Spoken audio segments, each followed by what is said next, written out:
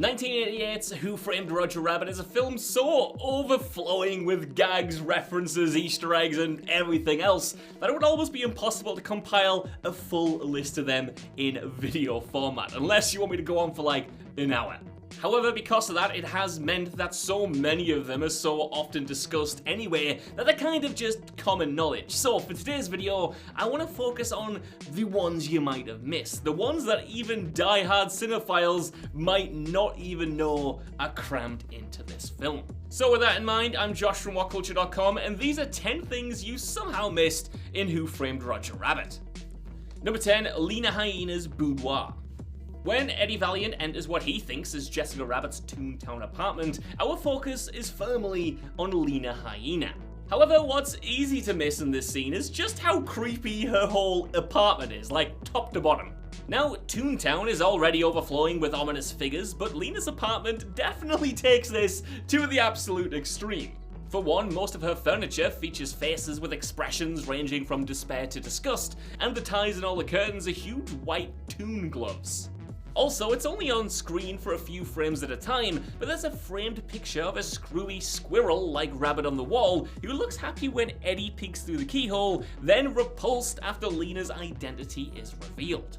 So yeah, I guess Jessica isn't the only redhead in Toontown with a thing for rabbits. Number 9, the whole idea. Cartoon logic is of course all over Who Framed Roger Rabbit, especially once Eddie gets to Toontown, which is literally built on Acme overused gags. However, one gimmick manufactured by Marvin Acme does have a traceable origin to a cartoon root. See, when Eddie employs an Acme portable hole to liberate himself from a giant Toon magnet pinning him to a barrel, it's a direct callback to the 1955 Looney Tunes short, The Whole Idea. Directed by Robert McKimson, the cartoon tells the story of serially unsuccessful scientist Professor Kelvin Q. Calculus, who invents portable holes for the good of humankind only to have a criminal steal and use them for evil. And after the criminal is apprehended, Calvin uses it one more time to get rid of his wife because olden days. Number 8, the Toontown Tunnel Keystone. The gateway to Toontown is, of course, via a tunnel, and we get a quick look at this when Eddie briefly pauses his pursuit of Jessica Rabbit. However, the tunnel does feature an easy-to-miss Easter egg for animation fans. That's because its keystone bears the face of Felix the Cat in the fashion of the tragedy comedy masks. And this is a nice nod to the first animated superstar pretty much ever. Think the Mickey Mouse of the Silent Age. Minus Felix in the Toon curtains at the far end, the tunnel might also look familiar to movie lovers because it's also been seen in numerous films, including War Games, Back to the Future Part 2, which we've got another video like this one, by the way, that you should definitely check out, Barton Fink and Bumblebee, and of course the TV series Agent Carter. Though there's so many more, that's like just a few. Like if you track it down the list, it is absolutely huge. Number 7, the Pattycake Flipbook. Now, there's 3 levels to this scene. First, if you had a dirty mind and thought patty cake was just a euphemism, this sequence definitely puts an end to that theory. Second, in a meta moment, Roger flips the pages so hard that they actually become an animated flipbook. Third, and most clever of all though, is that this entire scene is actually a reference to Chinatown. See, in this movie there's a scene where a man named Curly flips through compromising black and white photos of his wife and her lover, and Roger even downs a shot of booze, much like Curly does in this sequence. In fact, Judge Doom's entire Toonway freeway plan is an entire reference to Chinatown and its sequel, The Two Jakes. Hell, even though Jessica Rabbit's 1939 Packard 120 might not be the exact same make and model as Evelyn Mulray's 1938 Packard 12 convertible Victoria in Chinatown, it's clearly intended to evoke it. Number 6, toilet humor. Watch out where Eddie hides in the flawless men's room in Toontown for a little reference that you might have missed. See, in this building there's a briefly seen knob on the outside of the door that looks a lot like the doorknob character in Disney's Alice in Wonderland. And once inside this toilet, there's prominent graffiti on the wall that reads, "For a good time, call Alice in Wonderland. The best is yet to be." Now, of course, many people naturally just assume that this is a reference to the Alice in Wonderland property, especially when you take into consideration the doorknob itself. However, it goes a little bit deeper than that.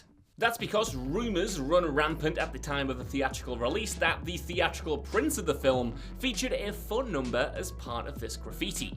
In fact, some people at the time went as far to suggest that it was actually Disney President Michael Eisner's phone number that was on the wall, though this was never proven.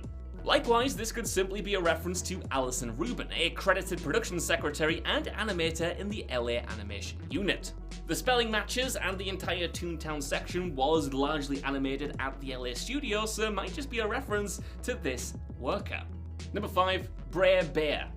The Toontown alleyway where Jessica Rabbit shoots Judge Doom and Eddie's Dum Dum Bullets go the other way is absolutely replete with gag advertisements. Now, of course, you can't miss the in-your-face handbill for Porky's all-beef sausage, but there's also a briefly glimpsed poster for Toby's Turtle Soup featuring Disney's Toby Tortoise from The Tortoise and the Hare and Toby Tortoise Returns, and one for Gregory and his rubber band, likely a reference to production assistant and animator and musician Gregory Hind. Finally, there's an easily missed poster for a character named Brer Bear, which reads, "He's not too hard, he's not too soft, he's just right."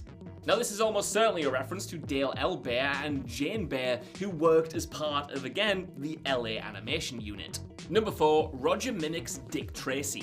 The novel from which this movie is adapted is actually called Who Censored Roger Rabbit and doesn't feature cartoons as we know them. In fact, they feature tunes from comic strips complete with speech bubbles when they talk.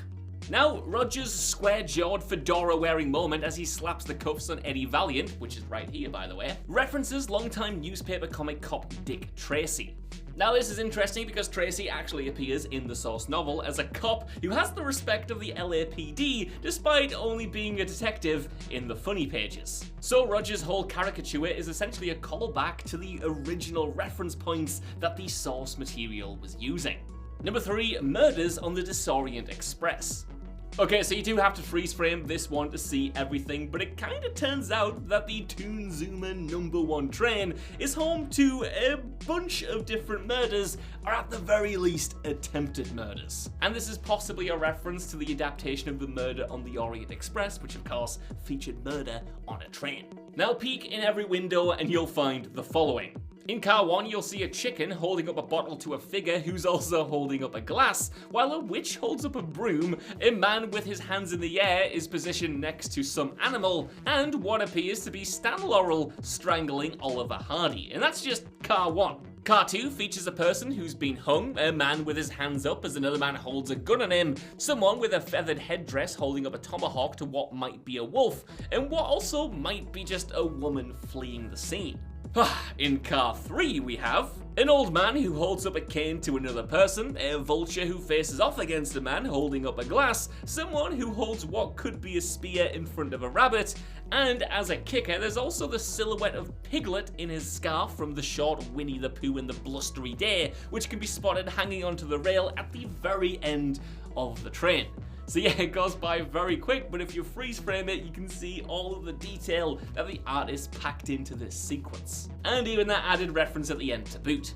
Number 2, pop culture 40s fashion. Though you might think of it as a more recent development, maybe at the start of the 2000s, pop culture references have been present in media since the days of cartoons. In fact, many gags we associate with classic cartoon characters were just references to other media and advertisements. Bugs Bunny's unflappable cool in This Means War are lifts from Groucho Marx. The oft-repeated "Is this trip really necessary?" in 40s cartoons referred to fuel and tire rationing in World War II.